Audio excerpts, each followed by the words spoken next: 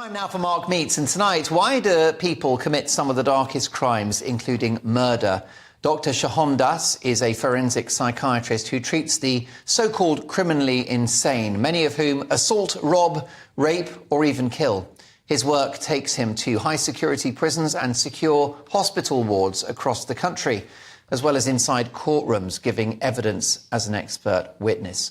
He's put it all into a book which is called In Two Minds, Stories of Murder, Justice and Recovery from a Forensic Psychiatrist. And I'm delighted to say Dr. 𝐏𝐬𝐲𝐜𝐡 joins me now. Congratulations on the release of the book. Thank you so much. Thank you for having me on, Mark. Let's make some noise about that book. First of all, what got you into this field of medicine? So, I've got to be honest, when I went to medical school, I didn't really have a plan, didn't really feel connected to or passionate about any of the topics that I did. Okay, you weren't like, I'm obsessed with the liver? Exactly. Or yeah. anything like that? Nothing that really, floated my boat until I did psychiatry. And it was stepping into the bizarre worlds of people with all these strange experiences, delusional beliefs that first got me hooked. And then I did a placement in forensic psychiatry where everybody on the ward had committed a serious offence, some of them killed people. Yeah. And it's their backstories, Mark, that really drew me in. There's always a reason that they ended up with a mental illness or with severe violence, and often it's the same reasons. Who are some of the worst offenders you've met? What have been the worst crimes? I think the one that really stands out to me is one that I talk about quite early on in my book. It's a young 18-year-old girl, I call her Yasmin in the book, it's not her real name, and she became completely psychotic almost out of the blue.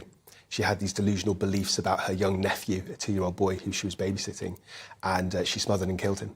And in her mind at the time, she didn't understand what she was doing. She had these delusional beliefs that he had demons inside of him, and she thought she could reincarnate him. So that's a perfect example of a tragic story that's clearly driven by mental illness. Yes, and what's happened to that woman is something physiological. She's not probably, looking at her history, a bad person.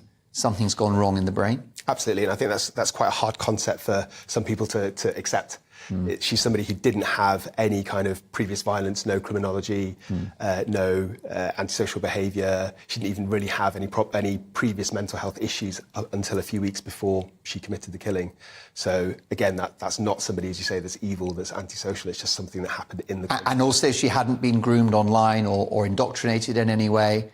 This was something physiological, a bit like if you have a heart attack or something broke inside her. Absolutely. And what would that be? Would that be a chemical imbalance, or what could have happened? So in this particular case, she had schizoaffective disorder. So that is a combination of schizophrenia and a mood disorder. Absolutely, it's a chemical imbalance. Psychiatrists in general can't profess to know everything about the brain, but we know that it's related to dopamine levels within the brain. Yeah. So things like schizophrenia, this is not a spiritual issue? No. It's medical? It's medical, yeah. Right. And are there people you've encountered who are just bad people? Is there such a thing as evil? I would say yes, there is such a thing as evil. I wouldn't use the term evil clinically. I would use the term antisocial. So antisocial personality disorder is somebody who typically lacks empathy, doesn't care about the rights of other people, they don't care about obeying the law, they're impulsive, they're aggressive. Jack the Ripper was highly antisocial? He was probably antisocial and also psychopathic as well. Right, I see. And it's that lack of empathy which is an important theme in the book, that these people commit these crimes because they don't have the usual checks and balances that you and I would go through.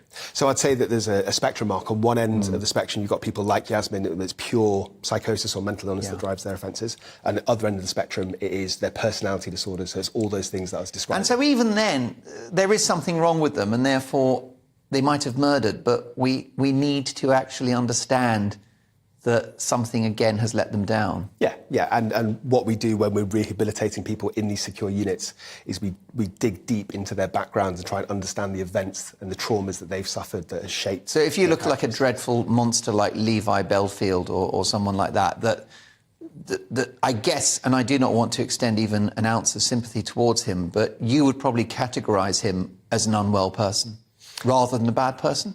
Well, if he's just antisocial and if it's not because of direct symptoms of mental illness like hearing voices or delusions, then I would categorise him as somebody that's in control of his actions. So, yeah, a bad person. OK, interesting stuff.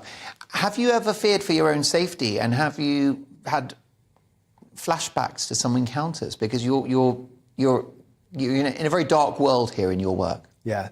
I have definitely had some hairy moments, especially within secure units. I was punched in the face on my very first day, actually, on a secure unit. Good start. But I have to say that is exceptionally rare. So the vast majority of the time, people are on their best behaviours, especially if I'm assessing them as a one-off case in prison to write a court report. Have you been kept at a safe distance from some of the worst offenders? Yeah, so if I go to prison and if there's somebody who's just uncontrollably violent, then they'll usually be on something like a 3-man unlock, which means that there has to be 3 prison officers surrounding them at all times before they can even leave their cell. A 3-man unlock? 3-man unlock, yeah. My goodness, that's quite the manoeuvre, isn't it? So you've had your Jodie Foster experience at Silence of the Lambs, walking through a prison, having people snarling at you. Can somebody that's committed a murder or a heinous crime be cured? Can they be rehabilitated? In theory, yes. So if it is driven by something like schizophrenia that we were talking about before, then in theory you can medicate them, take away those symptoms. If it's not, if it's something to do more with their personality, then it depends whether they want to change, whether they have insight, whether there's factors like drug and alcohol abuse, impulsivity that can be controlled through therapy. And sometimes these people who are psychotic, who don't have empathy, are good actors, aren't they? And they can be very convincing that they have changed, and you've got to look out for that too. Very manipulative people. Yeah, so not psychotic people, but psychopathic people are extremely cunning, manipulative, deceitful by definition. Charming. Charming, absolutely. Yeah, and you'll be like, there's nothing wrong with this guy, let him out. He's a legend. And they function really well in the corporate world and in media as well. Yeah. Yeah, I've met a few. Me too. What are you saying? But so it's an extraordinary thing, and so what stands out in the book? Having written the book, what stands out as where we need to go from here in terms of understanding these crimes? I think one core truth that is quite unpalatable for a lot of people is that almost every offender, especially violent offender, has been a victim at some point in their lives. They've either experienced physical, sexual or emotional abuse, poverty, homelessness, drug abuse. It's really rare for somebody to commit regular violence and to not have that in their background. Yes, and therefore they're just doing unto them or unto others what was done to them. Yeah, in many cases. you repeat the pattern, you model what you know. And I guess your job is to try to break that pattern if you can. Yeah.